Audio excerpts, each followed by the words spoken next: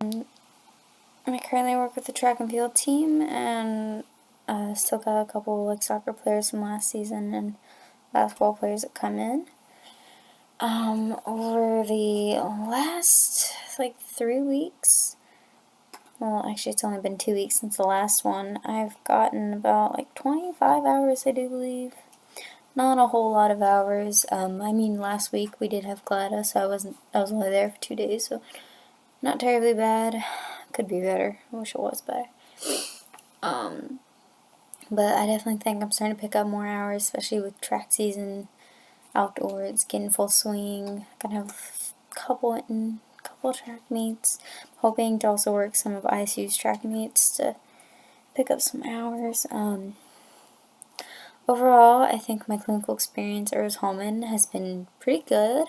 It's a lot different of an atmosphere than what I'm used to. I'm really used to like that high-end like D1 kind of atmosphere, or even high schools, like where it's like really up, always busy. You don't really catch a break once people do start strolling in. Whereas at Rose-Hulman, we get like 1 to 3 people in every now and then. You do catch a break, and since Jess and I are both working with the same sports teams, like we both work under Kristen, so we kind of split the load a lot. We do a lot more rehab, I feel like, at Rose-Hulman. That's what a lot of my work has been the past 2 weeks, is rehab. It hasn't been a whole lot of evaluations. I did do, I think it is one eval. I'm trying to remember what it was over. I think it was over, I've actually done a couple now, I think, but I did 2 ankles. They were a little concerning. We kind of decided they were stress fractures. Not necessarily in the ankle, it was more in like the foot area, like at the base of the foot. There was 2 different people. They were both track runners, and it was on that like outside foot that runs, that kind of pushes off as you run around the track. And so they had very similar injuries. They had very similar shoes. So I don't know if it has something to do with the shoes. That'd be something to look into. But I mean, they have an X-ray machine there at Rose-Hulman. They would do an X-ray for both of them, and you couldn't really see it in the X-ray, so they would do like either an MRI or do another better X-ray at the hospital where you could actually see the line. So both those athletes right now, we have them in boots. I don't think I did too bad.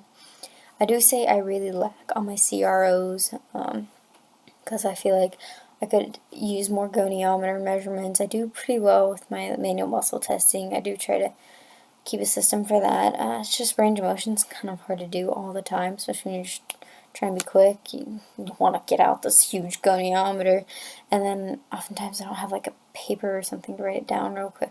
Sometimes I try to write it on my phone, but I try not to do that because I can forget and easily, like, I don't want to expose patient data. So I feel like I struggle with that. Something I would like to work on there at Rose-Hulman more, especially with more of the rehab.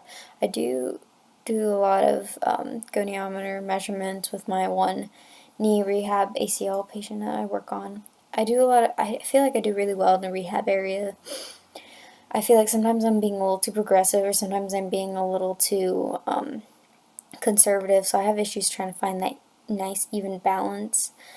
But overall, I feel like it's been a great experience. I collaborate a lot with like the doctors. I've talked to Dr. Vivici a couple times because he comes there once every 2 weeks, I believe it is. Kristen's really great. She has a lot of knowledge. She's been there for 16 years. I feel like I learn a lot from her. And Scotty too. Like, I don't really talk to Scotty as much. I see Jared doing a lot of work. I ask him a lot about like his ultrasound experience because he does a lot of non-thermal ultrasound, which I found was interesting. So he's been showing me that more and more, how to integrate that into my practice. My SIPs so far are actually coming along really well. Sometimes I find myself either not doing them at all until like the very end of the semester, or just like maybe one at the beginning and then the rest of them then. But I never like just progressively do a bunch of them throughout. It's probably my first semester actually hitting them all in a nice progressive like order. So like right now I have 3 SIPs done. 2 of them are my documentation ones. One of them is my rehab evaluation and whatnot, diagnosis one. That was pretty self-explanatory to finish that one really easily with my one documentation. I did do a second documentation when I did the evals. So I got that signed off of finally. So I feel like I'm doing really well at Rose-Hulman. It's not what I'm used to.